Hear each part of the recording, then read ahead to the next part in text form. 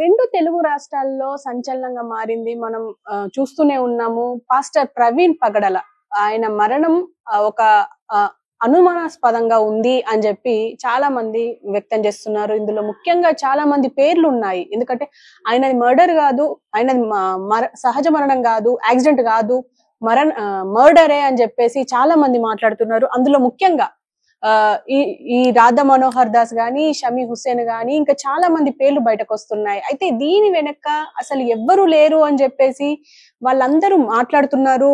Media ముఖంగా కూడా మనతో పాటు మన ఛానల్లో కూడా షమీ హుస్సేన్ మాట్లాడారు.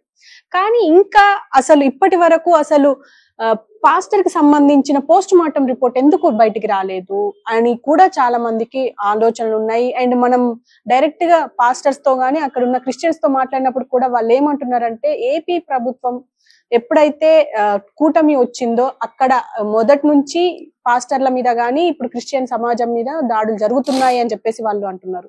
అయితే దీనికి సంబంధించి మనతో పాటు ప్రస్తుతం చిట్టిబాబు గారు ఉన్నారు, ఆయనతో మాట్లాడదాం. నమస్తే సార్. సార్ మీరు చెప్పండి, ఇప్పుడు పగడల ప్రవీణ్ కుమార్ పాస్టర్ గా పనిచేస్తూ చనిపోయారు. అది యాక్సిడెంట్ అని చెప్పేసి చాలా మంది అంటున్నారు, తాగి తిరిగి పడ్డారు అని అంటున్నారు. దాన్ని ఎవరు యాక్సెప్ట్ చేయదలుచుకోలేదు. కానీ ఇది ఖచ్చితంగా మర్డరే అని చెప్పేసి చాలా మంది అంటున్నారు. దీన్ని చాలా మంది యాక్సెప్ట్ కూడా చేస్తున్నారు. అసలు మీరేమంటారు దీన్ని? నేను మొత్తం స్టడీ చూసానమ్మా. అక్కడ దొరికిన సాక్ష్యాలను బట్టి. కానీ ఇప్పుడు అలా పెదేం దగ్గర దెబ్బ తగిలింది. హెల్మెట్ కొట్టుకుంటే హెల్మెట్ డెఫినెట్ గా పెద్ద దెబ్బ తగ్గింది.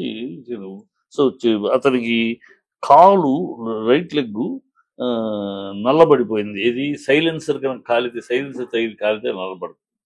అది ఎవరు కొట్టడం అంటే సైలెన్సర్ కి కాలి అవ్వదు. అది ఏదో సడన్ గా ఒక బండి ఏదో రెడ్ కారు వెళ్ళింది అన్నారు. ఒక రెడ్ కారు ఆ హ్యాండిల్ బైక్ ఎట్లా ఉంటే బైక్ వెళ్తున్నప్పుడు హ్యాండిల్ అలా తగిలిన కూడా చాలా స్పీడ్ లో పట్టని వెళ్ళి ఆ పక్కన ఏదైనా చెట్టు కింద కొమ్మ అక్కడ ఉంది. అది ఆ కొమ్మ అది ఆ కర్ర కొట్టే కర్ర కాదు, అది ఎండిపోయిన చెట్టు కొమ్మ. దాంతో ఎవడు చంపడానికి ఆ కర్ర దుడ్డుకర్ర అనుకో. దుడ్డుకర్ర ఎందుకు వచ్చింది? దుడ్డుకర్రతో ఇక్కడ చంపడానికి. దుడ్డుకర్ర కాదు అంటే ఈ ఇల్లు ఎక్కడో కొట్టుకుంటున్నారో ఆ కొమ్మ ఎండిపోయిన కొమ్మ ఇరిగినట్టు అంటే దాన్ని బట్టి మీరు చూసిన దాన్ని బట్టి అనలైజ్ చేస్తున్నా. అది ఏదో కొట్టుకున్నాడు. వెళ్తున్న కారు ఏదో రెడ్ కారు ఏదో వెళ్ళింది అంటున్నారు. వెళ్ళే కారు ఆ స్పీడ్ లో బైక్లు ఎట్లా అంటే నేరుగా చిన్న ఇలా వెళ్తున్నప్పుడు హ్యాండిల్ కొట్టినా కూడా సార్ ఆ స్పీడ్ లో తప్పని వెళ్ళిపోయి బ్యాలెన్స్ తప్పితే ఎక్కడికి వెళ్ళి చెట్టుకో గుద్దుకుంటారు. చెట్టు ఉంటే చెట్టు, లేకపోతే బోర్లో పడిపోతారు. సో అట్లా తగిలితే వెళ్ళి కొట్టుకుని ఆ కొమ్మకి ఏదో గురికి కొమ్మ వెళ్ళిపోవడం, కొమ్మ కనపడుతుంది అక్కడ. సో పెదాల దగ్గర ఏముందంటే పెదాల మీద కొట్టిన వాడు హెల్మెట్ మళ్ళీ పెట్టి వెళ్తాడా? హెల్మెట్ తోటి కొట్టుకున్నప్పుడు ఆటోమేటిక్ గా ఏదో ఉంటుంది. గీసుకుపోయినాయి ఇక్కడ. ఈ గీసుకుపోవటానికి కొడితే గీసుకుపోవు కదా, గాయాలు అవుతాయి. కొడితే గీసుకున్నట్టు కదా, అదేదో పడితేనే ఆ చెట్టుకి ఇప్పటికి ఉంటాయి. సో ఈ అన్నిటిని బట్టి నా అంచనా ఇది యాక్సిడెంట్, యాక్సిడెంటల్ గా జరిగింది. చంపటం అంటే ఎవరు చంపారు వీళ్ళు చెప్పే పేర్లు. నా ఉద్దేశంలో అతను అంత వాచాలత్వము, గాలి నోరు, దూల నోరు తప్పితే అంతటి సమర్థుడు, అంతటి శక్తివంతుడు, అంత వాడు కాదు. ఎవరు? రాధా మనోహరు అంత తెలివి, అంత శక్తివంతుడు ఏం కాదు. నోటి దూరం గాలి మాటలు గోరెలు అంటాడు, ఇంకోటి అంటాడు, ఏదో పిచ్చిపోగుడు అవుతూ ఉంటాడు తప్పితే తన విశ్వాసాన్ని తను చెప్పుకోవాలి. కానీ ఇంకోటి విశ్వాసానికి ఎంతవరకు మాట్లాడితే అతనికి దూల నోరు. కానీ ఇందులో ముఖ్యంగా హెల్మెట్ ఒక లారీ వెళ్ళి తొక్కేసినా కూడా ఆ హెల్మెట్ వల్ల దెబ్బ తగలదు అని చెప్పేసి ఒక పాస్టర్ అంటున్నారు, అజయ్ బాబు అని చెప్పి. హెల్మెట్ ఎక్కడ నలగలేదు. హెల్మెట్ కొట్టుకుంటే హెల్మెట్ అంత దెబ్బ తగిలే అవకాశం లేదు అని అంటున్నారు ఆయన. పిచ్చి మాట అది. హెల్మెట్ ఉండగా కొట్టుకుంటే ముక్కుకి, పెదాలకి, నుదురుకి ఖచ్చితంగా తగులుతుంది, గాయాలు అవుతాయి.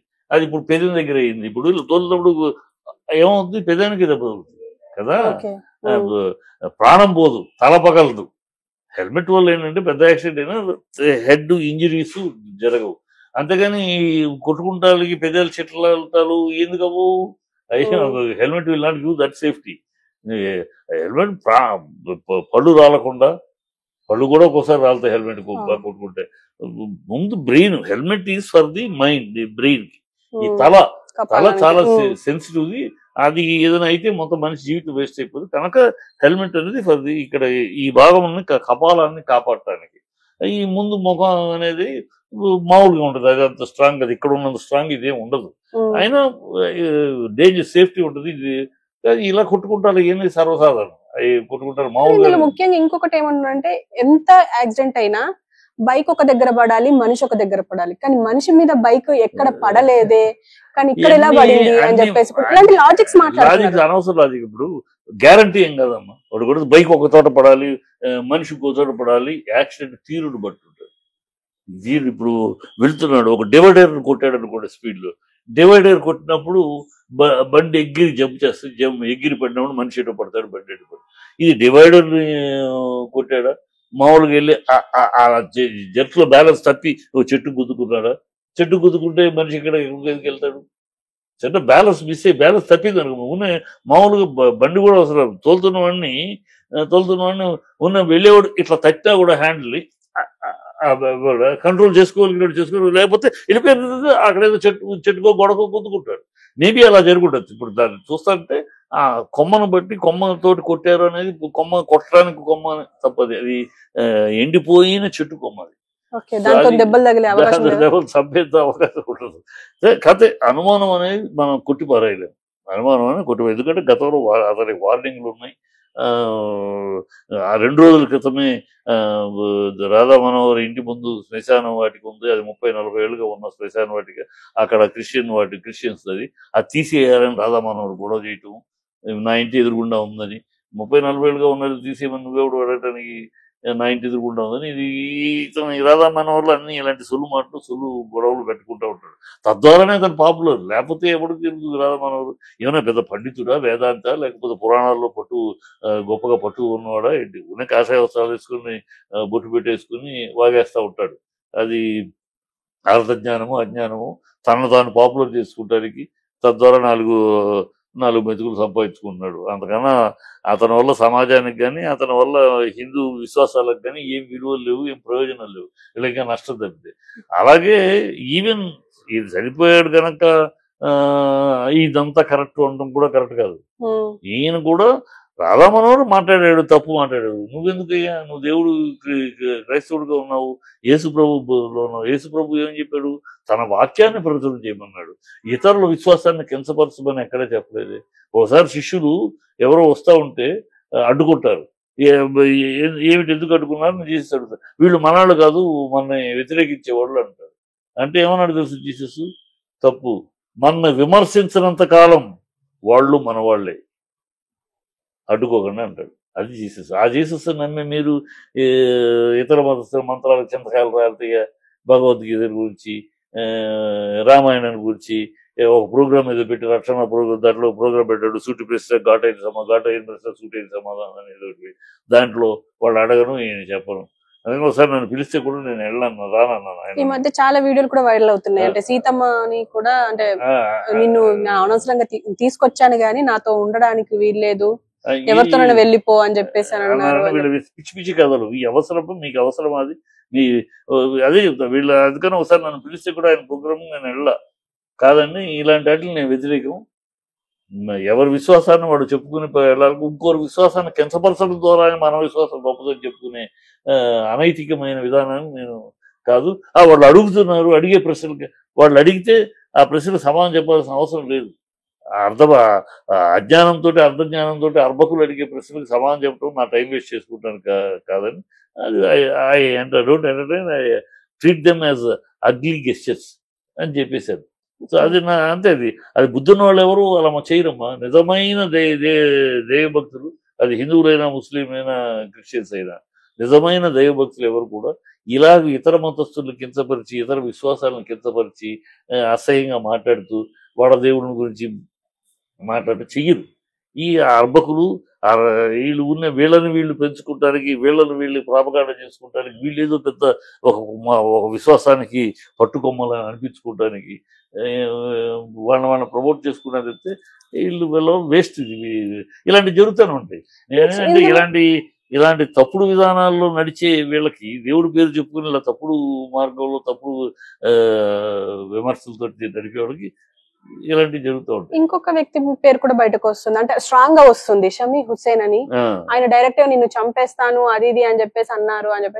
కానీ ఆయన మనతో పాటు మాట్లాడుతూ అసలు నేను చంపుతాను అని చెప్పలేదు, తిట్టాను, చాలా బూతులు తిట్టాను, చాలా రకాలుగా మాట్లాడాను. ఎందుకంటే మహమ్మద్ ప్రవక్త గురించి మాట్లాడాడు, మీ అమ్మ గురించో మీ నాన్న గురించో మీరు మాట్లాడితే మీరు ఎలా రెచ్చిపోతారో నేను అలాగే రెచ్చిపోయాను అని చెప్పేసి అన్నారు. ఆయన చంపుతానని నేను విన్నాను, చంపుతాను అనలేదు, చంపుతాను అన్నమాట.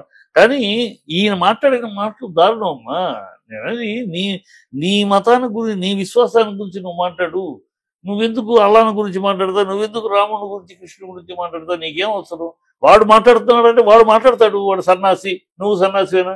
రాధా మనోహర్ అనేవాడు సన్నాసి, అతని స్థాయి ఏంటి, ఎక్కడి నుంచి వచ్చాడు, అతని స్థాయి ఎక్కడి నుంచి వచ్చాడు చెప్పుకుంటే నవ్వుతారు మీరు. ఇవాడు పెద్ద ఏదో చెప్తాడు దేవుడు, అది ఎక్కడి నుంచి వచ్చాడు అలాంటాడు, అలాగే మాట్లాడతాడు. అతను అలా వాడు మాట్లాడాడని నువ్వు బైబిల్ చదువుకుని దేవుని వాక్యం పంచేవాడు, నువ్వేందుకు మాట్లాడాలి కదా? ఇప్పుడు ఇతరులు మాట్లాడు తిట్టట్లా మనం. ఇప్పుడు ఒక డిఎస్ దినకరన్, ఇప్పుడు ఆయన మహానుభావుడు, ఆయన క్రిస్టియన్ పితామహుడు, మన దేశంలో అంత గొప్ప విలాంతులు, ఈయన యేసు దేవభక్తులు పుట్ల. అలాంటి ఆయన Satish Kumar Calvary temple, Paul Dinakaran, వాళ్ళ దినకరన్ గారి కొడుకు పాల్ దినకరన్. ఇలా దేశంలో అనేక మంది గొప్ప గొప్ప వీళ్ళు ఉన్నారు దేవసేవుడు. వాళ్ళు ఉన్నప్పుడు నేను వాళ్ళందరితో నాకు చాలా సన్నిహిత సంబంధాలు అన్నమాట. డిఎస్ దినకరన్ గారితో ఆయన యాక్చువల్ నన్ను సొంత కొడుకులాగా ట్రీట్ చేశారు. పాల్ దినకరన్తో సొంత బ్రదర్ లాగా ఉంటారు. అలాగే సతీష్ కుమార్ గారితో మంచి స్నేహం ఉంది. వీళ్ళందరితో నేను తిరిగిన వాడిని, నాకు బాగా తెలుసు. వాళ్ళెవరు ఏనాడు ఇలా మాట్లాడరు, ఏనాడు ఇతర విశ్వాసాన్ని గురించి ఒక్క మాట కూడా కించిత్ మాట్లాడరు. యేసు ప్రభు వాక్యం, యేసు ప్రభు ఏం చెప్పాడు, బైబిల్ ఏం చెప్తుంది ఏం చెప్తారు, అది కదా చేయాలి. అలాగే మరి హిందువుల్లో కూడా ఈ రాధా మనోహర్ లాంటి వాళ్ళు గాలి బ్యాచ్ తప్పితే నిజమైన వాళ్ళు ప్రవచనకర్తలు ఏమైనా ఎప్పుడైనా ఇతర మతాల గురించి మాట్లాడి విన్నావు నువ్వు?